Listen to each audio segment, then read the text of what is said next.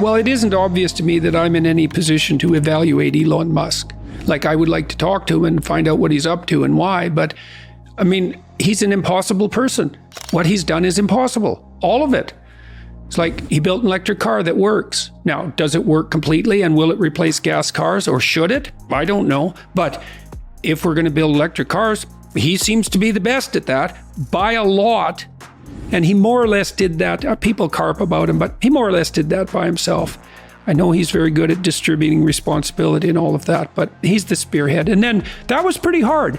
And then he built a rocket at like 1/10 the price of NASA rockets. And then he shot his car out into space. That's pretty hard. And then he's building this boring company. It's this whimsical joke in some sense, but it's not a joke.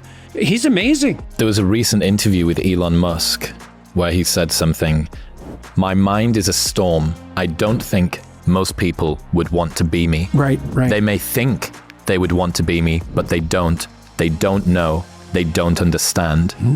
What do you think of that? Elon's someone that people probably look up to and admire and aspire to be. One of the downsides to high-level genius is you might describe it as hypomania. So here's a simple test that people can do. So this is a test of something called verbal fluency, and verbal fluency is associated with creativity. And so here's a simple verbal fluency test. Write down as many 4-letter words as you can in 3 minutes that begin with T. That's pretty constrained, 4 letters and T. Or write down as many words as you can in 3 minutes that begin with S. That's less constrained. There's quite a powerful correlation between the sheer number of words that you produce and your lifetime creative achievement, especially in the artistic and verbal domains. That's different than vocabulary. Vocabulary is how many words you understand. Fluency is how many words you can produce in a given amount of time. Deployment of those words. Yeah. Well, people vary to a degree that you can hardly imagine. So some people, if you get them to do the 4-letter test in 3 minutes, they'll write down like 12 words, and some will write down 150. The ones who are writing down 150, their minds are going at a hypomanic rate. They're just thinking 5 times as fast, bing, without any remission whatsoever. You know, when that gets completely out of control, you have manic.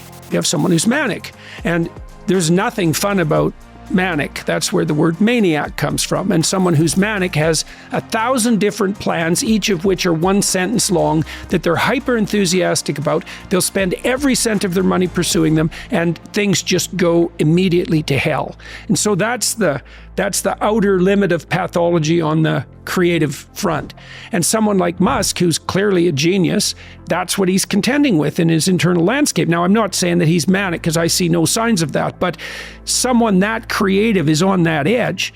Or you see someone like Ben Shapiro. I mean, it's very interesting to talk to Ben, because Shapiro speaks, I think, more rapidly than anyone I ever met. But if you're with him, you see very clearly that he's probably thinking 5 times that fast. And that's a lot. And when I was writing Maps of Meaning, which was my first book, I had a very difficult time shutting off my mind. I was obsessed with that book. And so I was writing about 3 hours a day.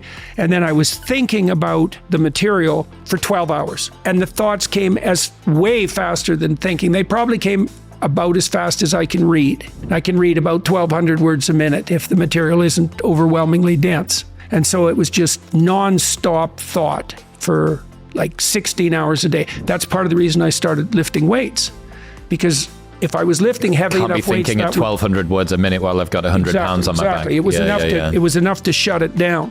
Yeah. And it was also one of the reasons that I drank, because that was another thing that would shut it off. Yeah. Well, I think the price that people pay to be the person that you admire is just such an interesting frame to look at someone like Elon Musk. My mind is a storm. I don't think most people would want to be me. The price that you would have to pay in order to be me is not one that you would. But you're one of the richest men on the planet, and you get to, dance on stage and release cars that are bulletproof and put rockets in space and stuff. Well, yeah, but what about all of the baggage? What's the price? What's the entry price? He also appears to me to be hyper conscientious, and I know people who've worked with him. Musk isn't just a creative genius. He's also an extremely conscientious engineer, and really conscientious engineers, they have very interesting minds. I like talking to engineers because my brother-in-law is a great engineer, and when he understands something, he understands how to build it out of atoms. right? Like he understands it at every single level. And Musk appears to me to be someone who's this rare combination of hyper creative, but also hyper conscientious. And I know that he works all the time. Yeah, does that sort of hypertrophied executive function help to wrangle some of the diffuse creative energy? Oh, we're going to put it into this one thing at least for a while, and then we'll move on to another thing. Yes, definitely. Musk is hyper creative, and as far as I can tell, hyper conscientious. And the conscientiousness does focus. Lots of people who are creative aren't conscientious. Well, it's rare. Like if you're there's no correlation between creativity and conscientiousness. If you're the most creative person in 1,000 and you're the most conscientious person in 1,000, you're one person in 1,000,000. And Musk is probably more like one person in 100 million, something like that, maybe more, or maybe 1 billion, right? Maybe. Most people's hierarchies are actually quite small. They sort of consist of the people that they compare themselves to, which is a strange thing too, because one of the things that you see happening with really successful people is they actually don't get a lot happier and a lot less unhappy as they climb the broad social ladder, because the people they compare themselves to change. And so I can tell you a funny story about this. So I know this guy. I worked with him for a long time. His name is Deo Resi. And he's a hell of a guy. He's like 6'7", and he's like really charismatic. And he's been pretty successful. He built this company in San Francisco called Founder Institute. And it's only one of many things he's done. And it's operating in 165 cities. It's a school to teach people how to be entrepreneurs. He's trying to export Silicon Valley, what would you call it, know-how, technological and financial, to the rest of the world. And in like 5 years, he built 165 schools, not physical schools, but school-like organizations around the world. And like, go try that. Like, that's really hard, Just to build one is hard, but to do that in multiple languages all over the world, it's bloody well impossible. And then at the same time, he built his organization, started 2,500 successful companies as a consequence of building this school. That's pretty good, and he was having a rough time and was talking to me on the phone about, he wasn't so happy about what he'd done with his life. And he said, geez, I compare myself with my roommate, and, I've hardly done anything. And his roommate was Elon Musk. It's like, I just laughed at him. I thought, geez, really? That's what you haven't done anything compared to Elon Musk, and you're depressed about it. It's like, yeah, well, you and the rest of the planet. I mean, look, what did Musk what did he do? He invented an electric car. That's impossible. And then he made it work. That's impossible. And then he built an entire infrastructure to charge it, and that worked, and that's impossible. And they're good cars. And then he made them faster than any cars have ever been, and cheap, and so that's impossible. And then that wasn't good enough, so then he decided that he would compete with NASA, which is impossible, and build rockets at 1/10 the price they were building them, except bigger. And then he would shoot his car on his rocket out into space. Right. And he did all that. And it's like Adeo was thinking, I've hardly done anything with my life. It's like, So, but my point is that, primates of our type sort of have a group size that we think about as our group of about 200 people. So like on Facebook, for example, the probability that you're in something approximating reasonable, constant communication with more than 200 people is low. You just don't have the time, and you can't keep track of it. So our natural group is something like 200, and our groups tend to fragment when they get bigger than that. And that's also associated, by the way, with cortical size. You see this in primates, is that as primates develop larger brains, the group size that they seem to be able to manage also increases, and that might be part of the reason why they develop larger brains. Who knows? And the problem is that as you get more successful, say, in the global hierarchy of 100 million people, the 200 people that you compare yourself changes, and so that you end up with $100 million, and you're not very happy because your $50 million yacht is like 20 feet shorter than your friend's, $150 million yacht, and you're high in neuroticism, so that makes you frustrated and disappointed, So it's important to understand. It's the message here, the point of this is that you have a system, the serotonin system, base of your neurophysiology. It also sets your brain up during embryonic development. So it really is the master control system in many, many ways. And it counts where you are in your hierarchy. And then it decides how much positive emotion and how much negative emotion you should feel on average because of your position. And so like if you're, let's say number 1 is at the top and number 10 is at the bottom. So you're number 10, you're barely clinging to the bottom of reality. Your brain says, look, it's dangerous where you are at the bottom of the hierarchy. You don't have a lot of friends. It's precarious down there. And so that means any little thing that goes wrong, any little error you make, that might be the end of you. And so you better be on guard and alert. And if something small happens, it better hurt, because it might be the straw that breaks the camel's back. And there's nothing pleasant about that. World's richest man saying he wants to restore truth to Twitter and trust to Twitter. Yeah. It's the public square now. It's how people communicate, find news. You were personally impacted by Twitter's left-leaning, censorious ways. You've now been restored. What impact do you think Twitter becoming an even playing field will have for... Who knows? I mean, I'm hoping... I know people who know Elon Musk very well, who've worked for him, and these are very able people, to say the least. And they really admire him. He has the ability to do exactly what he did. He went into Twitter and he said, he's a good observer of the Pareto principle. A small minority of people do all the productive work. It's like, all you people, you're gone. And he just does it. It's like, and everybody who's whiny and complaining whines and complains about that. And no doubt some people who were doing a credible job were also let go, because it's a pretty broad swath, let's say. But he's got rid of 75% of the people, and Twitter is still working. With record traffic. Right, exactly. And apparently he's also put the boots to the people who are trafficking in child sexual exploitation already. Incredible. Within 2 weeks. Right, no kidding. Incredible in 2 ways. Incredible that he did it, but even more incredible that he could do it that fast and that it hadn't been done. And Musk also, it seems to me that the evidence is quite clear that he not only has a pretty good eye, but he is capable of learning. So he'll experiment and he'll learn from his experiments, and we'll see if he can clean up Twitter. So you took a trip to the Tesla factory. What were your thoughts after meeting Elon Musk? Did you get to speak to him much? I wouldn't say much. We spoke probably for 20 minutes in total, not purely privately because there's other people around, but that just barely gets you to know the surface of someone like Musk, because he's an amazing person, and God only knows what's up with him, all things considered. We saw his new truck. He was taking people out for a ride. I didn't go out for a ride. The truck's an amazing piece of engineering. The factory is massive. What do you say about someone who built a functional electric car and then shot it into space on a rocket?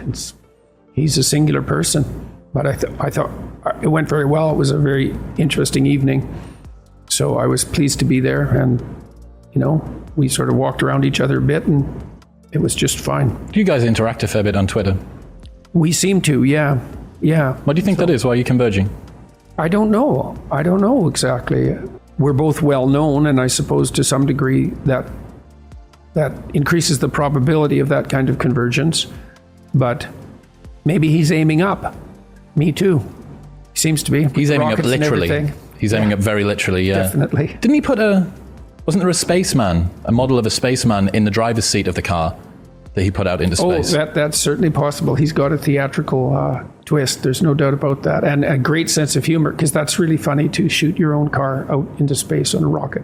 Needlessly. That's a pretty damn good joke. Well, why is it that someone like Elon has got himself to the stage where he can say things that almost every other CEO, he's the richest man on the planet. I don't think he's got himself to that stage. I think he's always done that, and so now he still knows how to do it. I mean, people think, I'll say what I have to say when I get to the point where I'm protected and secure. It's like, first of all, being protected and secure does not give you the courage to say what you have to say. That theory couldn't be more backwards. You think you're going to get braver and braver as you get more and more protected? You think that's how the world works? I mean, I've watched university professors think that at some point they're going to say what they think as they develop their career, but by the time they're protected and secure, they've spent so much time not saying what they think that they aren't even who they were and they don't know what they think. So, no, he says what he says because he's always done that. And people who are like him are like that. And so Steve Jobs, I presume, was exactly the same way. I mean, I know people who knew him. He always said what he thought. And he was pretty damn cut and dried about it, which is why the Apple products are such miracles of technological mastery. He had an unbelievably canny design eye and he cut whole projects without a second thought in some sense when they weren't working. He did that when he came back to Apple the second time, refined the entire product line, got rid of a ton of different things, and so we're focusing on this. Yeah. Right. So that was proof. I mean, maybe it was fluke the first time, which it wasn't, but coming back and doing it again the second time showed pretty clearly it wasn't. Same with Elon, right? He's refined down what he does to a couple of very, very tight parameters. Well, he seems to have, although the enterprise he's put together is unbelievably high functioning. I mean, to produce an automobile sub-industry that's actually competitive and to bring down the cost of space exploration by a factor of 10 and to invent reusable rockets and to have developed this boring technology, it's miraculous. He's probably an alien. Yeah, probably. Probably. Yeah. There's only two probably a reptilian, isn't American car companies, I think, that haven't gone bust. Ford and Tesla. And Tesla came very close a number of times. Mm-hmm. Yeah, it's an amazing accomplishment. Go Elon, as far as I'm concerned. Yeah, he's a remarkable person. What do you make of Elon Musk? You've spoken about him a bit. You met I'm him. Struck with admiration. That's what I make of him. We'll And I always think of that as a primary. Well, it's like, do you find this comedian funny? It's like, well, I laugh at him. You know what I mean? It's not propositional again. And so there are things I would like to ask Mr. Musk about. The Mars venture, I don't know what he's up to there. It strikes me as absurd in the most fundamental sense, because I think, well, it'd be easier just to build an outpost in the Antarctica or in the desert. Well, how much of the human endeavor is absurd? Well, that's what did Nietzsche say? Great men are seldom credited with their stupidity. Who the hell knows what Musk is up to? I mean, obviously he's building rockets. Now, he's motivated because he wants to build a platform for life on Mars. Is that a good idea? Who am I to say? He's building the rockets, man, but I'd like to ask him about it.